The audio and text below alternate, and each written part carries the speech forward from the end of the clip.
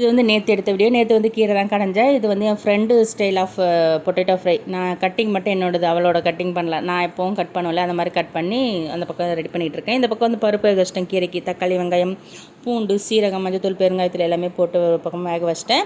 பால் வந்து ஃப்ரிட்ஜில் எடுத்து வைக்க மறந்துட்டேன். பால் கெட்டு போச்சு. இன்னைக்கு காலையில் எந்திரிச்சோடனே தான் பார்த்தேன். சரி சூடு பண்ணி பார்த்தா அது நல்லா அப்படி தெரிஞ்சு போச்சு.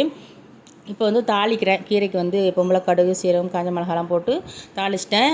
எல்லாருக்குமே வந்து பார்த்திங்கன்னா அந்த கடாய் மேலே கண்ணு இருந்துச்சு. பழைய கடாய் மேலே இதை தூக்கி போடுங்கன்னு.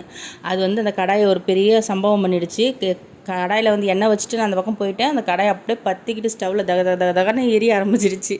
அந்த ஹேண்டில் தனியாக இது தனியாக போயிடுச்சு. அதனால் தூக்கி போட்டு வேறு மேலேருந்து ஒரு பேன் எடுத்து யூஸ் பண்ணிகிட்ருக்கேன். அது வந்து மெமரபுளாக இருக்கணும்னு அந்த கடாயை வச்சுருந்தேன். அது போயிடுச்சு. அதே மாதிரி இந்த வெண்ணி குண்டானுக்கும் யாராவது எதுவும் சொல்லிடாதீங்க. இந்த வெண்ணி குண்டா வந்து பார்த்திங்கன்னா 2 பக்கம் ஹேண்டில் இருக்குது. இன்றைக்கி கரண்ட் போயிடுச்சுன்றதுனால ஸ்டவ்வில் வைக்கிறதுக்கு வந்து இது கொஞ்சம் ஈஸியாக இருக்குன்றதுனால அந்த இட்லி குண்டெல்லாம் தண்ணி வச்சுருக்கேன். லஞ்ச் ரெடி ஆகிடுச்சு. இன்றைக்கி சிறுதானியம் தோசை தான் இன்றைக்கி பண்ணியிருக்கேன். அதுக்கு தேங்காய் சட்னி. இந்த சிறுதானியத்துக்கு வந்து என்னென்னலாம் போட்டேன்னா, ஒரு டம்ளர் இட்லி அரிசி, வரகு, திணை, சாமை, குதிரவாளி இது எல்லாமே கலந்து வச்சு ஒரு டம்ளர் போட்டுக்கிட்டேன். அடுத்து வந்து பச்சைப்பயிறு 1/2 டம்ளர், கேழ்வரகு 1/2 டம்ளர், கம்பு 1/2 டம்ளர் போட்டுக்கிட்டேன்.